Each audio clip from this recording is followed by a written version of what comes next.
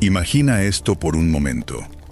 Estás sosteniendo en tus manos un documento antiguo, casi secreto, que contiene el guión exacto y detallado de los últimos capítulos de la historia de la humanidad.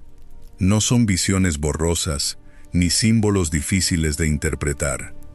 Son descripciones precisas, con nombres de ciudades reales, lugares geográficos que puedes señalar en un mapa actual, emociones que millones de personas experimentarán y acontecimientos tan concretos que parecen sacados de un noticiero del futuro. Ese documento existe y se llama Zacarías. Zacarías, un sacerdote que también era profeta, vivió entre los escombros del regreso del exilio babilónico. Recibió visiones tan precisas y tan cargadas de detalles sobre el futuro que resulta difícil leerlas sin sentir que alguien que ya estuvo al final de la historia regresó para contarlo. Lo que este hombre vio en la noche del Señor no fue una colección de imágenes vagas ni de símbolos imposibles de entender. Fue un extraordinario recorrido por la historia de la redención, con ciudades reales, escenarios que todavía existen, personajes identificables y acontecimientos que, siglos después, comenzaron a cumplirse exactamente como habían sido anunciados. Y cuanto más se estudia este libro, más evidente resulta una realidad sorprendente. Zacarías no solo habló del primer advenimiento de Cristo, sino que describió con una precisión extraordinaria el camino que conduce hasta su regreso glorioso. Para comprender por qué las visiones de Zacarías tienen tanto peso profético, primero debemos situarnos en su contexto histórico y espiritual. El pueblo de Israel había regresado de Babilonia en condiciones que estaban muy lejos de ser gloriosas.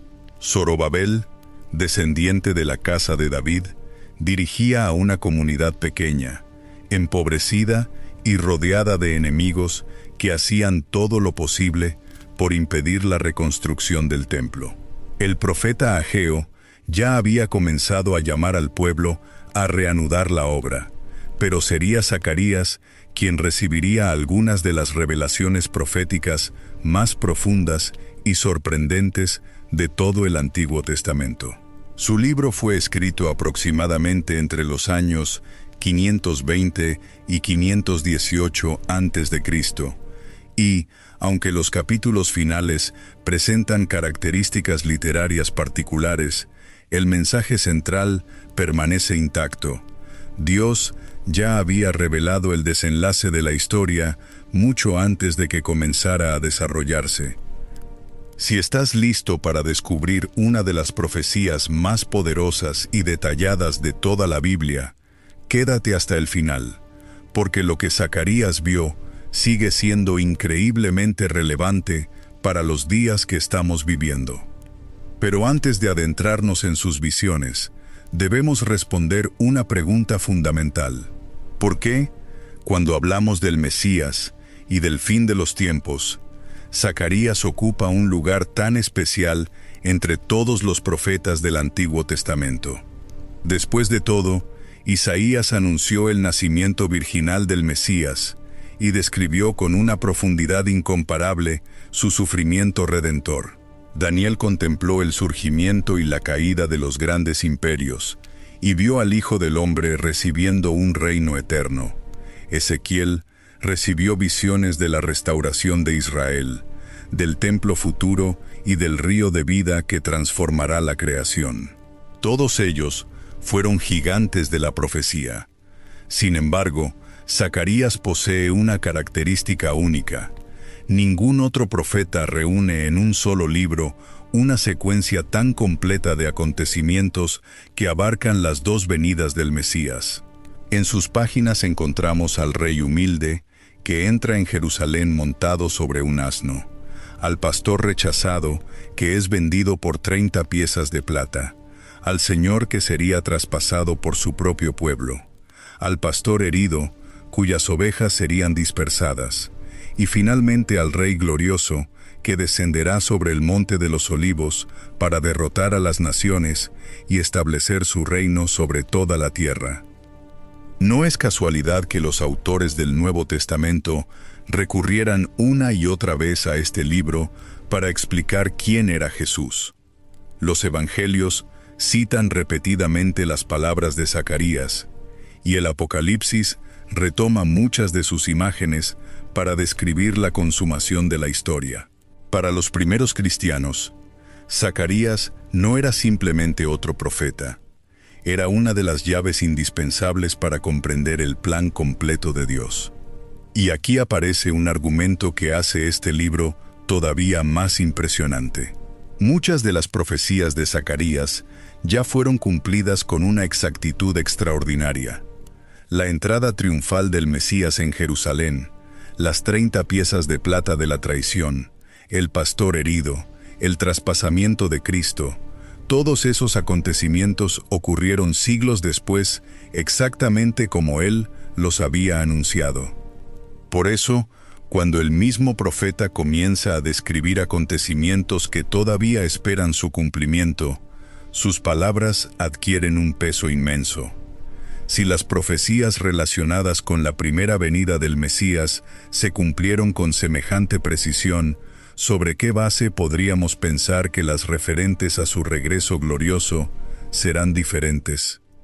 Y precisamente, esa es la singularidad de Zacarías.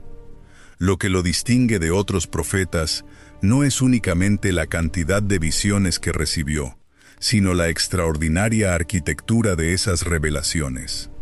Cada visión responde a la anterior y prepara la siguiente, formando una sola historia que comienza con la restauración de Israel después del exilio y culmina con el establecimiento definitivo del reino de Dios. En el centro de toda esa arquitectura aparece una figura que el propio profeta contempló sin poder comprender plenamente: el Mesías.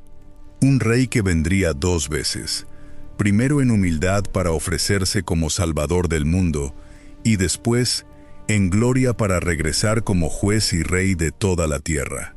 Desde la perspectiva de Zacarías, ambos acontecimientos aparecían unidos en una sola visión, como 2 montañas vistas desde la distancia, sin que pudiera distinguir el largo valle que las separaba. Y es precisamente allí donde comienza uno de los recorridos proféticos más extraordinarios de toda la Escritura. ¿Y dónde comienza ese recorrido? Sorprendentemente, no en el regreso glorioso de Cristo, sino en la primera vez que el Rey apareció en Jerusalén. Porque antes de hablar de la corona, Zacarías tuvo que hablar de la cruz. Hay que comenzar con el capítulo 9, porque allí Zacarías registra una de las profecías mesiánicas más específicas de todo el Antiguo Testamento. En Zacarías 9:9, el profeta escribe: «Alégrate mucho, hija de Sión. Da voces de júbilo, hija de Jerusalén. He aquí, tu rey vendrá a ti, justo y salvador, humilde, y cabalgando sobre un asno, sobre un pollino, hijo de asna». Esta imagen fue cumplida en detalle cuando Jesús entró a Jerusalén en lo que la tradición cristiana llama el Domingo de Ramos, como lo registra Mateo 21:5 y Juan 12:15. Pero lo que casi nadie nota es lo que viene inmediatamente después en ese mismo capítulo. El versículo 10 dice: «Y de Efraín destruiré los carros y los caballos de Jerusalén, y los arcos de guerra serán quebrados, y hablará paz a las naciones. Y su señorío será de mar a mar, y desde el río hasta los fines de la tierra». Ese versículo no fue cumplido en la primera venida. No hubo destrucción de armamentos, ni un reino que se extendiera de mar a mar.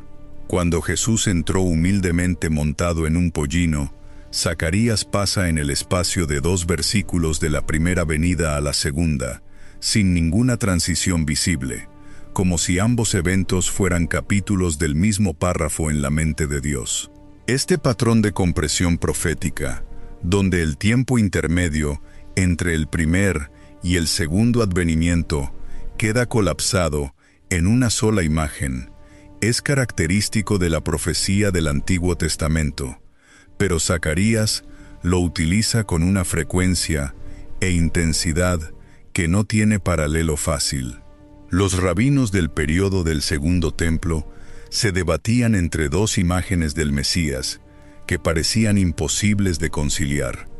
El Mesías, hijo de José, que sufría y moría, y el Mesías, hijo de David, que reinaba y conquistaba. Zacarías es precisamente el libro que provee el material bíblico para ambas imágenes, porque en sus páginas conviven el rey humilde que entra en un asno y el guerrero glorioso que desciende al monte de los olivos para librar a Israel. El capítulo 11 de Zacarías introduce uno de los elementos más perturbadores de toda la profecía del Antiguo Testamento. Allí el profeta actúa como un pastor que cuida un rebaño destinado al matadero, una parábola dramática en la que eventualmente rompe sus dos callados, llamados hermosura y ataduras, simbolizando el fin de la relación entre Dios y la disolución de la fraternidad entre Judá e Israel. El clímax de esta narración se encuentra en Zacarías 11, 12 a 13. Y les dije: si os parece bien, dadme mi salario, y si no, dejadlo. Y pesaron por mi salario 30 piezas de plata. Y me dijo Jehová: échalo al tesoro, hermoso precio con que me han apreciado. Y tomé las 30 piezas de plata, y las eché en la casa de Jehová al tesoro.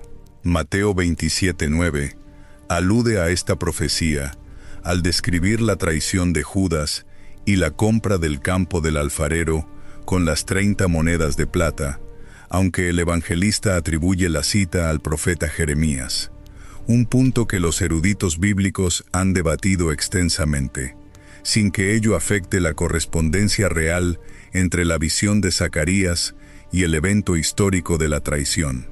Lo que Zacarías describe como el precio de un pastor rechazado se convierte en el precio de sangre que se pagó por entregar al Hijo de Dios. Pocas profecías en toda la Biblia tienen tanta especificidad histórica: el número exacto de monedas, el lugar exacto donde serían arrojadas, el propósito final del dinero. Pero es en el capítulo 14 donde Zacarías alcanza la cima de sus revelaciones sobre el fin de los tiempos, y donde la descripción de la segunda venida adquiere una densidad y una especificidad que supera a casi cualquier otro texto profético del Antiguo Testamento. El capítulo comienza con una imagen de juicio sobre Jerusalén que resulta ominosa. Sin embargo, aquí aparece una de las paradojas más fascinantes de toda la profecía bíblica. Si Zacarías describió con tanta claridad al Mesías, ¿por qué la mayoría del pueblo judío del primer siglo no reconoció a Jesús? La respuesta no es que ignoraran las Escrituras. Al contrario, las conocían profundamente. Durante siglos habían esperado la llegada del Mesías prometido.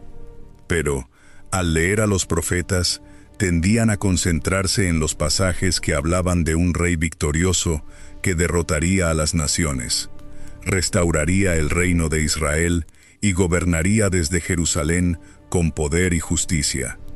En cambio, las profecías que hablaban del sufrimiento del Mesías resultaban mucho más difíciles de armonizar con esa expectativa. ¿Cómo podía el mismo ungido de Dios ser rechazado, traspasado, vendido por 30 piezas de plata, y al mismo tiempo reinar sobre todas las naciones? Desde la perspectiva humana, ambas imágenes parecían incompatibles. Solo después de la muerte y la resurrección de Jesús, sus discípulos comenzaron a comprender que los profetas no estaban describiendo dos Mesías distintos, sino dos etapas de la misión del mismo Mesías. Primero vendría como siervo sufriente para ofrecer redención. Después, regresaría como Rey glorioso para establecer definitivamente su reino. Esa es una de las grandes maravillas del libro de Zacarías. En sus visiones, la cruz y la corona aparecen muy cerca una de la otra, como dos montañas contempladas desde la distancia. El profeta podía ver ambas cumbres, pero no el largo valle que las separaba. Hoy sabemos que ese valle corresponde al tiempo transcurrido entre la primera y la segunda venida de Cristo. Comprender esto cambia completamente nuestra manera de leer el resto de la profecía. Porque, si las promesas relacionadas con el Mesías sufriente ya se cumplieron con una precisión extraordinaria, las que describen al Rey que volverá en gloria no son una posibilidad remota, sino la siguiente etapa del mismo plan soberano de Dios. Y es precisamente en ese punto donde Zacarías dirige nuestra mirada hacia el futuro. Después de mostrarnos al Mesías rechazado, el profeta nos conduce al día en que ese mismo Mesías regresará como Rey. Es entonces cuando llegamos al impresionante capítulo 14. He aquí, el día de Jehová viene, y en medio de ti serán repartidos tus despojos. Zacarías 14:1. No es una imagen de liberación inmediata, sino de crisis antes de la salvación. La ciudad sufrirá, las naciones se reunirán contra ella, la situación parecerá desesperada. Y es en ese momento de oscuridad absoluta cuando ocurre el acontecimiento que define toda la escatología bíblica. El versículo 2 dice: «Porque yo reuniré a todas las naciones para combatir contra Jerusalén, y la ciudad será tomada, y serán saqueadas las casas, y violadas las mujeres, y la mitad de la ciudad irá en cautiverio, mas el resto del pueblo no será cortado de la ciudad».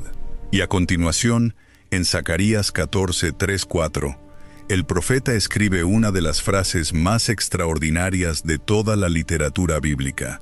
«Después saldrá Jehová y peleará con aquellas naciones como peleó en el día de la batalla, y se afirmarán sus pies en aquel día sobre el monte de los olivos, que está enfrente de Jerusalén al oriente. Y el monte de los olivos se partirá por en medio hacia el oriente y hacia el occidente, haciendo un valle muy grande, y la mitad del monte se apartará hacia el norte y la otra mitad hacia el sur». Hay que detenerse aquí y considerar la magnitud de lo que Zacarías está describiendo. No es una metáfora poética, no es un lenguaje simbólico sobre una transformación espiritual. Es un evento físico, concreto, geográficamente localizado. Los pies del Señor se posarán sobre el monte de los olivos, al oriente de Jerusalén, y ese monte se dividirá literalmente de oriente a occidente. Para cualquier lector del siglo I que conociera la geografía de Jerusalén, este texto era perfectamente claro en su literalidad. El monte de los olivos existe, está al oriente de Jerusalén. Pero aquí surge una pregunta que rara vez nos detenemos a considerar. ¿Por qué Dios eligió precisamente el monte de los olivos? ¿Por qué no el monte Sión, donde se levantaba el templo? ¿Por qué no el monte Sinaí, donde fue entregada la ley? ¿Por qué este lugar aparece una y otra vez en los momentos más decisivos de la vida de Jesús? La respuesta comienza mucho antes de la segunda venida. El monte de los olivos fue el lugar al que Jesús regresaba constantemente. Allí encontraba silencio después de las multitudes. Allí pasaba largas horas en oración con el Padre. En la ladera occidental del monte se encuentra el huerto de Getsemaní, donde el Hijo de Dios enfrentó la noche más difícil de toda su vida. Fue allí donde sudó como grandes gotas de sangre, mientras aceptaba beber la copa del sufrimiento que el Padre le había preparado. Desde las pendientes del Monte de los Olivos, Jesús contempló Jerusalén y lloró por la ciudad, porque sabía que había rechazado el tiempo de su visitación. Desde ese mismo lugar, pronunció el famoso discurso del Monte de los Olivos, registrado en Mateo 24 y 25, Marcos 13 y Lucas 21, donde respondió a la pregunta que sus discípulos le hicieron acerca del fin de los tiempos, de las señales de su venida y de la consumación de la era. Es como si toda la historia del ministerio de Jesús convergiera en este monte. Allí oró antes de la cruz. Allí anunció el futuro del mundo. Y, después de resucitar, también fue desde el Monte de los Olivos que ascendió al cielo delante de sus discípulos. Mientras ellos contemplaban cómo era levantado, dos ángeles hicieron una promesa extraordinaria. Este mismo Jesús, que ha sido tomado de vosotros al cielo, así vendrá como le habéis visto ir al cielo. Ahora la profecía de Zacarías adquiere una fuerza impresionante. El mismo monte que fue testigo de la agonía del Salvador, de sus lágrimas por Jerusalén, de sus enseñanzas sobre el fin de los tiempos y de su ascensión gloriosa, será también el primer lugar que tocarán sus pies cuando regrese como rey. Dios no escogió ese lugar por casualidad. Desde una perspectiva bíblica, el Monte de los Olivos se convierte en un escenario que une toda la historia de la redención. La obediencia antes del sacrificio, la esperanza después de la resurrección y la victoria definitiva en la segunda venida. Lo que comenzó allí con un Mesías humilde, terminará allí con el Rey de Reyes, gobernando sobre toda la tierra. Y precisamente por eso, la siguiente parte de la profecía resulta aún más impactante. Zacarías no solo dice que el Mesías regresará al Monte de los Olivos. También afirma que, en el momento en que sus pies toquen la montaña, el monte se partirá en dos de oriente a occidente, formando un enorme valle por donde el pueblo podrá huir. Y hay que notar que fue precisamente en ese monte, en el Monte de los Olivos, donde Jesús fue llevado en su ascensión, como registra Hechos 1, 9-12. Y fueron dos ángeles quienes dijeron a los discípulos que lo miraban subir al cielo, en el versículo 11 de ese mismo capítulo: varones Galileos, ¿por qué estáis mirando al cielo? Este mismo Jesús que ha sido tomado de vosotros al cielo, así vendrá como le habéis visto ir al cielo. Subió desde el Monte de los Olivos. Zacarías dice que sus pies volverán a posarse sobre ese mismo monte. La conexión no puede ser accidental. La descripción que sigue en Zacarías 14 continúa elaborando las condiciones de ese día. Los versículos 6 y 7 dicen: y acontecerá que en ese día no habrá luz clara ni oscura. Será un día el cual es conocido de Jehová, que no será ni día ni noche, pero sucederá que al caer la tarde habrá luz. Esta descripción de un día de condiciones atmosféricas únicas resuena con otras descripciones del día del Señor en la profecía bíblica, incluyendo las palabras del mismo Jesús en Mateo 24:29. E inmediatamente después de la tribulación de aquellos días, el sol se oscurecerá y la luna no dará su resplandor, y las estrellas caerán del cielo, y las potencias de los cielos serán conmovidas. Lo que Zacarías describe como una luz al caer la tarde, después de un día de oscuridad incierta, puede leerse como la luz que emanará del Rey glorioso cuando su venida ilumine lo que el sol ya no puede. El versículo 8 de ese capítulo 14 introduce otro elemento profético de gran densidad. Acontecerá también en aquel día que saldrán de Jerusalén aguas vivas, la mitad de ellas hacia el mar oriental y la mitad hacia el mar occidental, en verano y en invierno. El profeta Ezequiel también vio estas aguas que emanarían del templo restaurado en Ezequiel 47, 1-11. Y el libro del Apocalipsis culmina con una imagen similar en Apocalipsis 22, 1-2, donde el río de agua de vida fluye desde el trono de Dios y del Cordero. No se trata de tres textos independientes hablando de cosas diferentes, sino de tres ángulos sobre la misma realidad: la transformación de la tierra bajo el reino del Mesías, cuando Jerusalén se convertirá en el centro geográfico y espiritual del mundo renovado. Pero es el versículo 9 el que recapitula la teología central de todo el capítulo 14 y de toda la profecía de Zacarías. Y Jehová será rey sobre toda la tierra. En aquel día, Jehová será uno, y uno su nombre. Este versículo es una de las afirmaciones más densas de toda la Biblia en cuanto a la consumación de la historia. El Señor no solo intervendrá en la historia de Israel o de las naciones, llegará a ser rey reconocido sobre toda la tierra.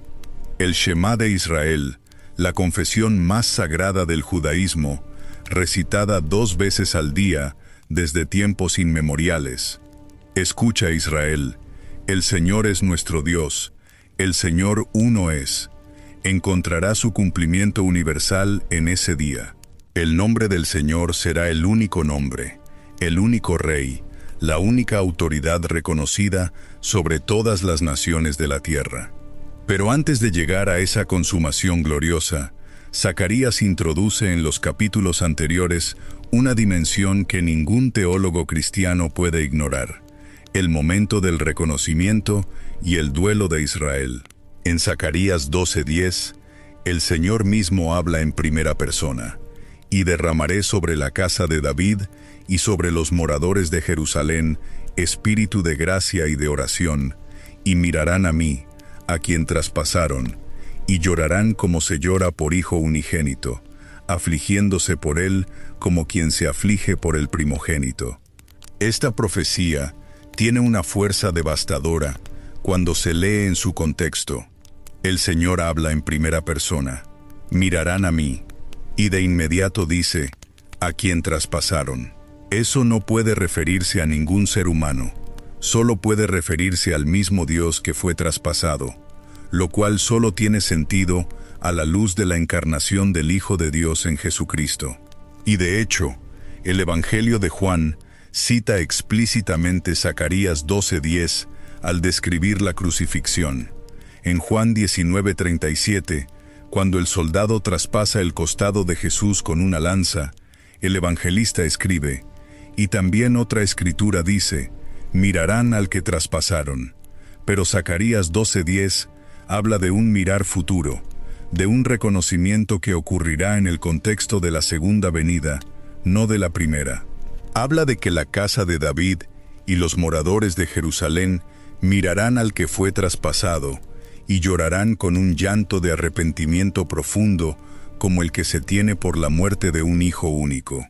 Los versículos siguientes describen el duelo de toda la nación, tribu por tribu, familia por familia, en un llanto que no tiene paralelo en la historia de Israel. Esto corresponde perfectamente con lo que Pablo describe en Romanos 11:25-26, donde habla del endurecimiento parcial de Israel, que durará hasta que haya entrado la plenitud de los gentiles, y que entonces todo Israel será salvo. Vale la pena detenerse un momento más en la frase «mirarán a mí a quien traspasaron», de Zacarías 12:10, porque su construcción gramatical en hebreo es de una audacia teológica que los propios traductores de la Septuaginta, la versión griega del Antiguo Testamento, usada en el mundo judío helenista, encontraron tan desconcertante que la suavizaron levemente en su versión. El texto hebreo dice claramente Elí, a mí, primera persona del singular, y luego Asher Dakaru, a quien traspasaron. El Señor mismo dice que fue traspasado. Para un judío del período del Segundo Templo, que no conocía la revelación del Nuevo Testamento, esta frase era casi imposible de procesar teológicamente. ¿Cómo puede el Señor eterno e incorpóreo ser traspasado físicamente? La única resolución teológica coherente pasa por la encarnación.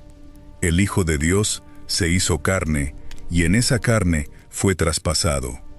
Y ese traspasamiento es lo que Israel reconocerá con llanto cuando sus ojos sean abiertos al ver al que regresa en gloria. El capítulo 13 de Zacarías, que sigue inmediatamente a esta visión del arrepentimiento nacional, abre con una promesa de purificación. En aquel día habrá un manantial abierto para la casa de David y para los habitantes de Jerusalén, para la purificación del pecado y de la inmundicia. Zacarías 13:1. Conecta el duelo de 12:10 con la limpieza que vendrá. El mismo capítulo 13 contiene en sus versículos 7 al 9 otra profecía que Jesús mismo citó en la noche de su arresto. Levántate, oh espada, contra el pastor y contra el hombre compañero mío, dice Jehová de los ejércitos, hiere al pastor y serán dispersadas las ovejas. En Mateo 26:31, Jesús dice a sus discípulos, todos vosotros os escandalizaréis de mí esta noche, porque escrito está, heriré al pastor, y las ovejas del rebaño serán dispersadas. Lo que Zacarías presentó como una descripción de la muerte violenta del pastor, fue reconocido por Jesús como una descripción de su propia crucifixión y del abandono que experimentaría de sus discípulos. Es notable que en un solo libro profético se encuentren referencias explícitas o implícitas a tantos eventos clave. La entrada triunfal en Jerusalén, montado en un asno en Zacarías 9:9, el precio de la traición en Zacarías 11:12-13, el abandono de los discípulos cuando el pastor es herido en Zacarías 13:7, el traspasamiento de Cristo en Zacarías 12:10 y la segunda venida al Monte de los Olivos con la consiguiente transformación de la tierra en Zacarías 14. Esta densidad profética explica por qué el Nuevo Testamento cita a Zacarías con una frecuencia que sorprende a quienes no conocen bien el libro. El Evangelio de Mateo lo cita al menos 4 veces, el de Juan 3 veces. Y el Apocalipsis tiene resonancias con Zacarías en numerosos puntos, incluyendo los jinetes de los capítulos 1 y 6 del libro de Zacarías, que reaparecen transformados en Apocalipsis 6. Hay en Zacarías, además, una dimensión que conecta con el concepto judío de la batalla de Gog y Magog, que aparece en Ezequiel 38:39. Zacarías 14:2 describe naciones que se reúnen para combatir contra Jerusalén. Una imagen que tiene paralelos claros con Ezequiel 38:15-16, donde Gog desciende sobre la tierra de Israel con una gran multitud de naciones. La tradición rabínica conectó estas dos profecías como descripciones de la misma batalla final, y la teología cristiana también las ha leído en conjunto como representaciones del conflicto escatológico final antes del establecimiento del reino mesiánico. Lo significativo es que en ambos casos la resolución no viene a través de ningún ejército humano, sino por la intervención directa y sobrenatural del Señor. La descripción de Zacarías 14:12-15 es particularmente impresionante en su detalle sobre lo que les ocurrirá a las naciones que combatan contra Jerusalén. Y esta será la plaga con que herirá Jehová a todos los pueblos que pelearon contra Jerusalén. La carne de ellos se consumirá, estando ellos sobre sus pies, y se consumirán sus ojos en sus cuencas, y su lengua se consumirá en su boca. Este lenguaje de destrucción tan física y específica no es metáfora poética, sino descripción de un juicio real y corporal sobre los enemigos del pueblo de Dios. Los versículos siguientes describen el pánico y la confusión que caerá sobre los ejércitos enemigos y la participación de Judá en la victoria final. Pero Zacarías no termina en el juicio. Los últimos versículos del capítulo 14 describen la institución del culto universal durante el reinado mesiánico. En Zacarías 14:16 se describe que los sobrevivientes de todas las naciones que hayan combatido contra Jerusalén subirán año tras año para adorar al Rey, el Señor de los ejércitos, y para celebrar la fiesta de los tabernáculos. Hay una teología profunda detrás de esta imagen. La fiesta de los tabernáculos, Sukkot en hebreo, Era la fiesta que conmemoraba los 40 años de peregrinación por el desierto y que también anticipaba la habitación de Dios con su pueblo. En el calendario festivo judío, Sukkot es la fiesta del gozo pleno, la celebración del fin del peregrinaje y el comienzo del descanso. Que Zacarías cierre su libro con todas las naciones participando en Sukkot es una imagen de convergencia universal.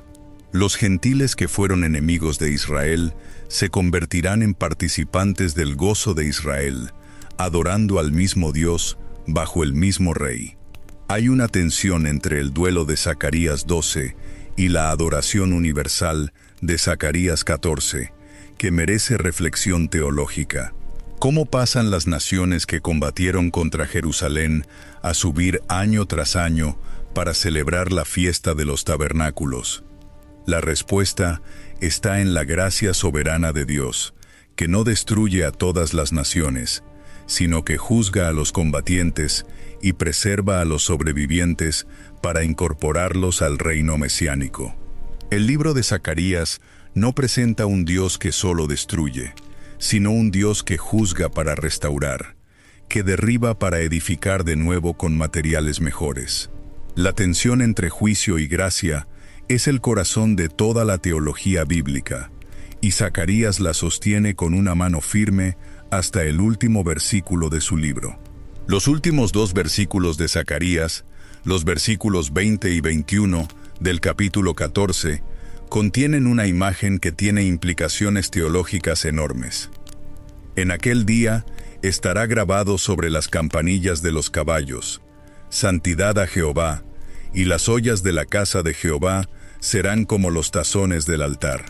Lo que el sumo sacerdote llevaba grabado en su frente como señal de consagración exclusiva al Señor, la inscripción Santidad a Jehová, del Éxodo 28:36, estará en aquel día grabada sobre los objetos más mundanos, sobre las campanillas de los caballos, sobre las ollas de cocina.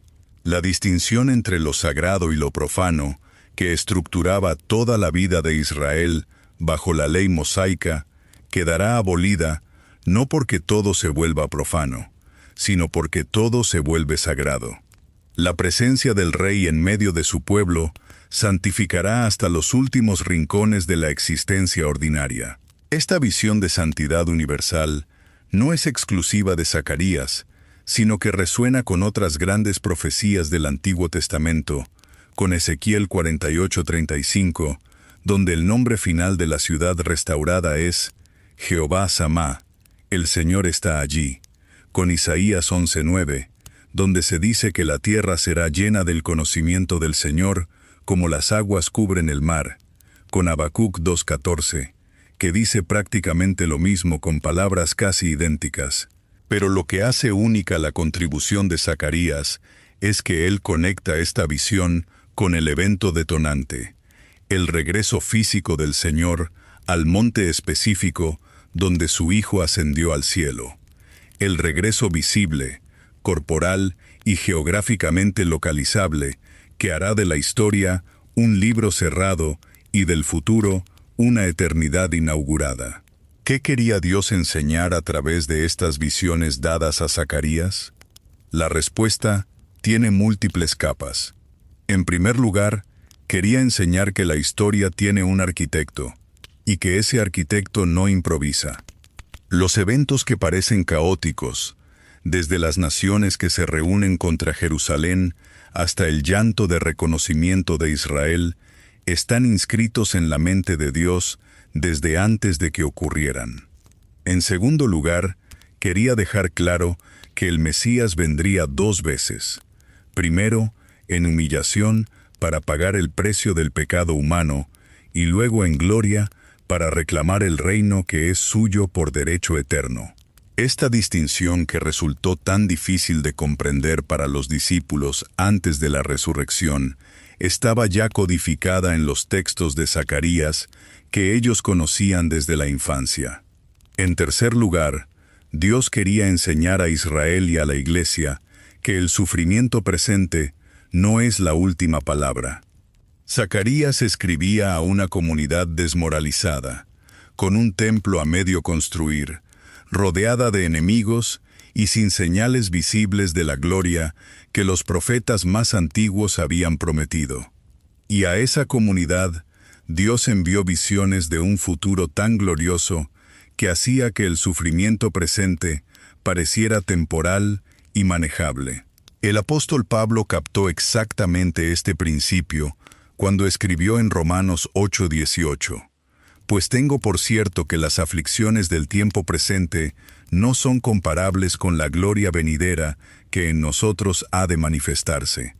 Para el destinatario inmediato de estas profecías, la comunidad judía del período postexílico, el mensaje era claro: no se desanimen. El Dios que los sacó de Babilonia es el mismo Dios que enviará a su Mesías y que establecerá su reino. Para el destinatario segundo, la Iglesia del Nuevo Testamento, el mensaje es igualmente claro. El mismo Jesús que murió y resucitó volverá de manera visible, física y geográficamente localizable. Y para el destinatario contemporáneo, el creyente del siglo XXI, que vive en un mundo donde Jerusalén sigue siendo el epicentro de conflictos geopolíticos que desafían cualquier solución humana, el mensaje de Zacarías es una ancla. Lo que está ocurriendo en el Medio Oriente no es un accidente histórico, sino el prólogo de una historia cuyo final ya fue escrito. Hay algo profundamente pastoral en el hecho de que Dios le diera a un sacerdote profeta del período postexílico estas visiones del fin de los tiempos. Zacarías no era un político, no era un general, no era un rey, era un hombre de oración, familiarizado con el santuario, entrenado en la escucha de la voz de Dios. Y fue precisamente a ese tipo de hombre a quien el cielo le confió sus secretos más grandes. Esto sugiere que la comprensión profética no viene por análisis político ni por especulación filosófica, sino por la intimidad con Dios que cultiva el alma en el silencio del santuario. El libro de Zacarías nos recuerda que Dios no escribe la historia mientras ésta ocurre. Él la conoce desde el principio y la revela mucho antes de que llegue su cumplimiento. Lo que para nosotros es futuro, para Dios ya forma parte de su propósito eterno. Por eso, Zacarías no es simplemente un libro de profecías. Es un llamado a vivir con esperanza. Cada una de sus páginas nos recuerda que el mismo Dios que cumplió con absoluta precisión las promesas acerca de la primera venida del Mesías, cumplirá también todo lo que anunció sobre su regreso glorioso. Quizá hoy el mundo parezca cada vez más incierto. Las naciones continúan en conflicto, la injusticia parece multiplicarse, y muchas personas viven preguntándose hacia dónde se dirige la humanidad. Sin embargo, Zacarías levanta nuestra mirada por encima de las noticias, de los temores y de la incertidumbre, para mostrarnos el final de la historia. Y ese final no está escrito por los reyes de este mundo, sino por el Rey de Reyes. Llegará el día en que los pies del Señor volverán a posarse sobre el monte de los olivos, el lugar donde oró en silencio, donde lloró por Jerusalén y desde donde ascendió al cielo, será también el escenario de su regreso en gloria. Entonces, toda duda desaparecerá, toda promesa encontrará su cumplimiento y toda rodilla se doblará delante de aquel que reina para siempre. Hasta que ese día llegue, nuestra tarea no es vivir con miedo, sino con fidelidad, no especular sobre el futuro, sino permanecer firmes en la esperanza. Porque cada profecía cumplida nos recuerda que podemos confiar plenamente en las que aún están por cumplirse. Y ahora quiero escucharte a ti. Después de estudiar todo el libro de Zacarías, ¿qué profecía fue la que más fortaleció tu fe o más llamó tu atención? Escríbela en los comentarios, junto con el país desde donde nos acompañas. Me encantará leerte y ver cómo esta esperanza une a creyentes de distintas naciones, todos esperando el mismo día glorioso. Si este estudio edificó tu vida y fortaleció tu confianza en la palabra de Dios, no olvides suscribirte al canal y compartir este video con alguien que necesite recordar que Dios sigue teniendo el control de la historia. Que el Señor fortalezca tu fe, afirme tu esperanza y te conceda vivir cada día esperando con gozo el regreso de nuestro Salvador. Y que, cuando finalmente sus pies se posen sobre el monte de los olivos, podamos encontrarnos entre aquellos que lo reciban con alegría diciendo: sí, ven Señor Jesús. Amén.